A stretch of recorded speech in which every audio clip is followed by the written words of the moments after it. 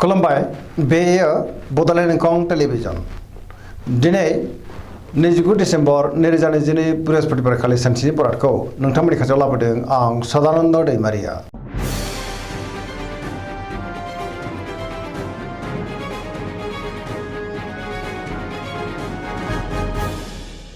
सिगां फरायनो लादों मेष राशि गिबि हांखो अ ल दिनैनि साना जोबोर मोजां गोसोखौ दिनै जोबोर गोजोननाय मोनगोन गोसोनि साननायफ्रा मोगथाङाव जाफुंजोबनोबो हागौ समाजाव मान मोनगोन बयजोंबो अनसायजागोन मावलांनाय खामानिखौ थि समावनो आरो गोरलैयैनो मावफुंनो हागोन गोसोआ दिनै जोबोर खुसि जागोन देहाया मोजाङै थागोन बहानिफ्रायबा मोजां खौरां फैनोबो हागौ रांखावरियाव मोजां बेफार फालांगियावबो जोबोर मोजां मुलाम्फा मोननो हागोन आयाबो दिनै बांनो हागौ सोरबा लोगोजों बाख्नाय जानो हागौ आरो गुबुननिफ्राय थोजासे हेफाजाबबो मोनगोन न'खराव बिसि फिसायनि गेजेराव अननानै फैगोन गुबुननि थाखाय गोबां मोजां खामानि मावनानै होनोबो हागोन सेंग्रा सिख्लाफ्रा गावबा गावनि गोसोनि साननायखौ फोरमायलायनो हागोन आरो गोसोआ दिनै जोबोर रमान्टिकबो जागोन फरायसाफ्रा दिनै फरायनायाव गोसो दुंखांगोन पजिटिभ एनार्जिनि गोहोमबो गोग्लैनो हागौ धोरोमारि बिथिङावबो दिनै गोसो दुंखांगोन। वृष राशि गिबि हांखो इ अ ब दिनैनि साना मोजां आरो गाज्रिनि गेजेरजों बाबेनलांनो हागौ गोसोफ्रा गोनो गोथो जागोन गोबां रोखोमनि जेंनाजों मोगा मोगि जानांनो हागौ मोनफ्रोमबो खामानिखौनो सांग्राङै मावनांगोन गोसोखौ दिनै जोबोर गुलाय गुजाय मोनगोन गोसोनि बोलोआबो लोरबां जानो हागौ मावलांनाय खामानिखौ मावफुंनो गोब्राब जागोन रांखावरियाव मोजां अब्लाबो नाथाय खरसायाबो बांनो हागौ बेफार फालांगियावबो मोजां होनजायो न'खराव बिसि फिसायनि गेजेराव अननानै फैगोन अब्लाबो नाथाय गुबुननि हेफाजाबखौ मोनाबो जानो हागौ सोरजोंबा दान्थे बिदान्थेबो जानो हागौ देहाया मोजाङैनो थागोन अब्लाबो नाथाय जानाय लोंनायाव सांग्रां जानांगोन गोसोनि साननायफ्रा देबर नांनो हागौ नेगेटिभ एनार्जिनि गोहोम गोग्लैगोन। मिथुन राशि गिबि हांखो क स दिनैनि साना बारा मोजां नङा गोसोखौ दिनै जोबोर गुलाय गुजाय मोनगोन देहाया बारा मोजां थानाय नङा नेगेटिभ एनार्जिनि गोहोम गोग्लैनो हागौ गोसोआव गोनो गोथो साननाय फैगोन पजिटिभ साननो रोंनाय नङा मोनफ्रोमबो बिथिङावनो जाफुंसारनो गोब्राब जानोबो हागौ गियाननिबो आंखाल फैनोबो हागौ गोसोआ नेगेटिभ जागोन सोरनिबा सायाव गोबां रागा जोंफ्लांनो हागौ देहाया बारा मोजां थानाय नङा रांखावरियाव मोजां अब्लाबो नाथाय खरसायाबो बांगोन बेफार फालांगियाव मोजां होनजायो समाजाव मान मोनगोन मावलांनाय खामानिखौ मावफुंनो गोब्राब जागोन नेगेटिभ एनार्जिनि गोहोम गोग्लैनो हागौ लाइमोनफ्रा जोबोर आला खाला जागोन आरो गावबा गावनि गोसोनि साननायखौ फोरमायलायनो गोब्राब जागोन। कर्कट राशि गिबि हांखो ड ह दिनैनि साना मोजां आरो गाज्रिनि गेजेरजों बाबेनलांनो हागौ गोसोखौ दिनै जोबोर उसुखुथु मोनगोन सोरबा लोगोजों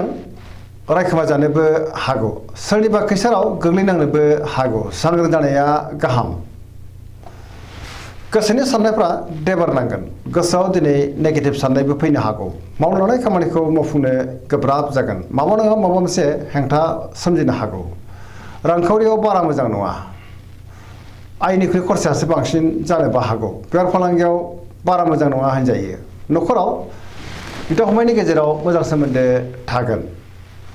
फरायसाफ्रा दिनै फरायनायाव गोसो दुंखांगोन आरो मोजां फिथाइ मोनगोन।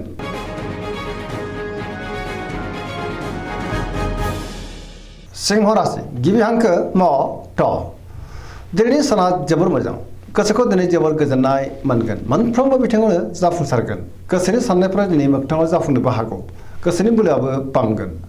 पजिटिभ साननो रोंगोन मावलांनाय खामानिखौ थि समावनो आरो गोरलैयैनो मावफुंनोबो हागोन सोरबा लोगोनिफ्राय मोजां खौरां फैनोबो हागौ बहाबा दावबायनो एबा हान्थिनो खाबु मोनगोन आरो मोजाङैनो हान्थिनोबो हागोन देहाया मोजाङै थागोन अब्लाबो नाथाय जानाय लोंनायाव सांग्रां जानांगोन रांखावरियाव मोजां बेफार फालांगियावबो मोजां आयाबो दिनै बांनो हागौ गुबुननि थाखाय गोबां मोजां खामानि मावनानै होनोबो हागोन समाजाव मान मोनगोन देहाया मोजाङै थागोन बयजोंबो गोरोबनो रोंगोन सोरबा लोगोनिफ्राय मोजां खौरां मोननानै गोसोखौ दिनै जोबोर गोजोननाय मोनगोन सरासनस्रायै दिनै साना जोबोर मोजां आरो मोजाङैनो बारग'लांगोन कन्या राशि गिबि हांखो प ट दिनैनि साना जोबोर मोजां गोसोखौ दिनै जोबोर गोजोननाय मोनगोन सोरबा लोगोजों बाख्नाय जानो हागौ बहाबा हान्थिनो एबा दावबायनो खाबु मोनगोन आरो मोजाङैनो हान्थिनोबो हागोन गोसोआव दिनै पजिटिभ साननाय फैगोन गोथों आरो गोसारनो रोंगोन गियाननि आंखाल जानाय नङा सोरबा लोगोजों बाख्नाय जानानै गोसोआ दिनै बांसिन गोजोननाय मोनगोन रांखावरियाव मोजां बेफार फालांगियावबो मोजां आयाबो दिनै बांनो हागौ देहाया मोजाङैनो थागोन गुबुननि थाखाय गोबां मोजां खामानि मावनानै होनो हागोन आरो सोरजोंबा बाख्नाय जानो हागौ बिमा बिफानि अननाय आरोफोरखौबो दिनै न'खराव मोननो हागोन पजिटिभ एनार्जिनि गोहोम गोग्लैगोन धोरोमारि बिथिङावबो गोसो दुंखांनो हागौ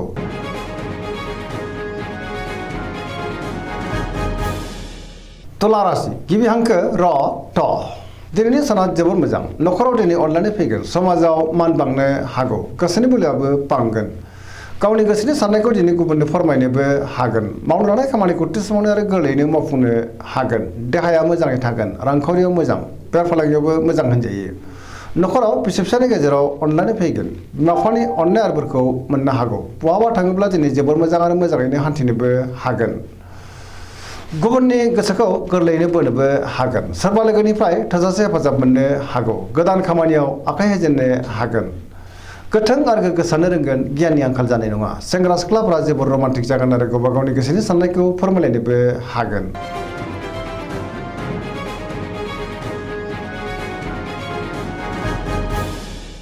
वृश्चिक राशि गिबि हांखो न स दिनैनि साना जोबोर मोजां गोसोखौ दिनै जोबोर गोजोननाय मोनगोन गोबां मोजां मोजां खाबु फैनोबो हागौ गोसोनि साननायफोरा दिनै जाफुंगोन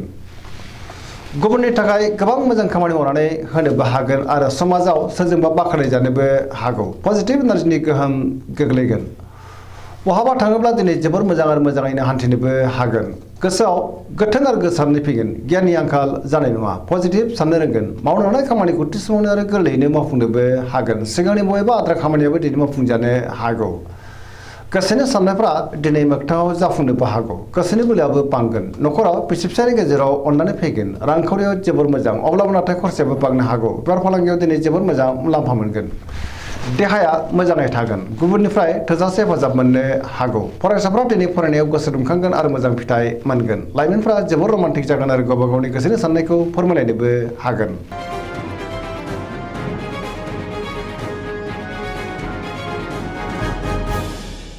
धनु राशि गिबि हांखो ध फ भ दिनैनि साना बारा मोजां नङा मावनो लानाय खामानिखौ थि समावनो मावफुंनो गोब्राब जागोन माबा नङा माबा मोनसे गोरोन्थि मावफ्लांनो हागौ सोरबा लोगोनिफ्राय गाज्रि खौरांबो फैनो हागौ गोसोनि साननायफ्रा देबोर नांगोन गुबुननि थाखाय नाङा फाङा जेंनायाव गोग्लैनांनोबो हागौ रांखावरियाव बारा मोजां नङा आया बांनो गोब्राब जागोन बेफार फालांगियावबो गोबां खहा जानांनो हागौ समाजाव मान मोनगोन बहाबा हान्थिब्ला दिनै लामा सामायाव सांग्रां जानांगोन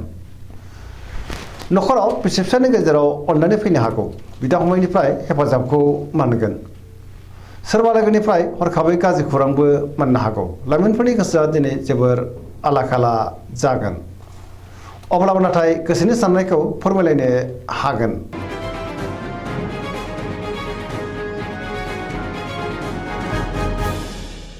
मकर राशि गिबि हांखो ख ज दिनैनि साना जोबोर मोजां गोसोनि साननायफ्रा दिनै मोगथाङाव जाफुंनो हागौ मावनो लानाय खामानिखौ थि समावनो आरो गोरलैयैनो मावफुंनो हागोन सिगांनि बबेबा आद्रा खामानियाबो दिनै मावफुंजानो हागौ रांखावरियाव मोजां अब्लाबो नाथाय खरसायाबो बांगोन बेफार फालांगियाव मोजां होनजायो गुबुनजों मोजां सोमोन्दो लाखिनोबो रोंगोन सोरजोंबा बाख्नाय जानो हागौ मोनफ्रोमबो खामानिखौ दिनै गोरलैयैनो मावफुंनो हागोन आरो गोदान खामानियाव आखाइ होजेननोबो हागोन समाजाव बयजोंबो मान होजागोन न'खराव दिनै अननानै फैगोन बिमा बिफानि अननाय आरोफोरखौ मोननो हागौ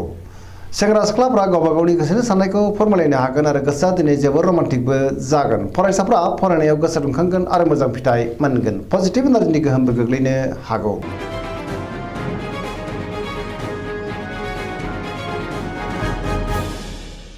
कुम्भ राशि गिबि हांखो ग स दिनैनि साना मोजां आरो गाज्रि गेजेरजों बाबेरलांगोन सोरनिबा गाज्रि नोजोर गोग्लैनो हागौ सोरजोंबा रायखोमा जानोबो हागौ गोसोखौ दिनै जोबोर गुलाय गुजाय मोनगोन नेगेटिभ एनार्जिनि गोहोम गोग्लैनो हागौ मावनो लानाय खामानिखौ थि समावनो मावफुंनो गोब्राब जागोन माबा नङा माबा मोनसे गोरोन्थि मावलांनो हागौ समाजाव मान मोनगोन रांखावरियाव मोजां अब्लाबो नाथाय खरसायाबो बांगोन बेफार फालांगियाव मोजां होनजायो देहाया मोजाङै थागोन अब्लाबो नाथाय जानाय लोंनायाव सांग्रां जानांगोन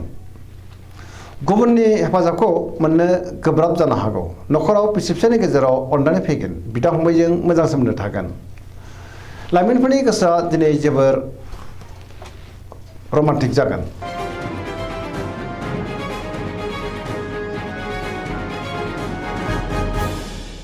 मीन राशि गिबि हांखो ड स दिनैनि साना जोबोर मोजां गोसोखौ दिनै जोबोर गोजोननाय मोनगोन सोरजोंबा बाख्नाय जानो हागौ मावनो लानाय खामानिखौ थि समावनो आरो गोरलैयैनो मावफुंनोबो हागोन पजिटिभ एनार्जिनि गोहोम गोग्लैनो हागौ गोथों आरो गोग्गो साननो रोंगोन गियाननि आंखाल जानाय नङा गावनि गोसोनि साननायखौ दिनै गुबुननो फोरमायनोबो हागोन देहाया मोजाङै थागोन रांखावरियाव मोजां बेफार फालांगियावबो दिनै जोबोर मोजां मुलाम्फा मोननो हागोन नखराव बिदा फंबायनि हेफाजाबखौ मोननो हागोन आरो बिसोरजों अनजागोन सोरजोंबा बाख्नाय जानानै गोसोआ दिनै जोबोर खुसिबो जागोन लाइमोनफोरनि गोसोआ जोबोर रमान्टिकबो जानो हागौ पजिटिभ एनार्जिनि गोहोम गोग्लैगोन धोरोमारि बिथिङावबो दिनै गोसो दुंखांनो हागौ दिनैनि राशि फरायथिनाया एसेनोसै जोबनायाव बेखौनो खावलायो जाहाथे नोंथांमोना सानफ्रोमबो जोंनि बे बड'लेण्ड इंखं टेलिभिजनखौ नायबाय थायो आरो साबस्क्राइब खालामो लोगोसे लाइक खालामो आरो शेयार खालामो एसेनोसै गोजोन्थों।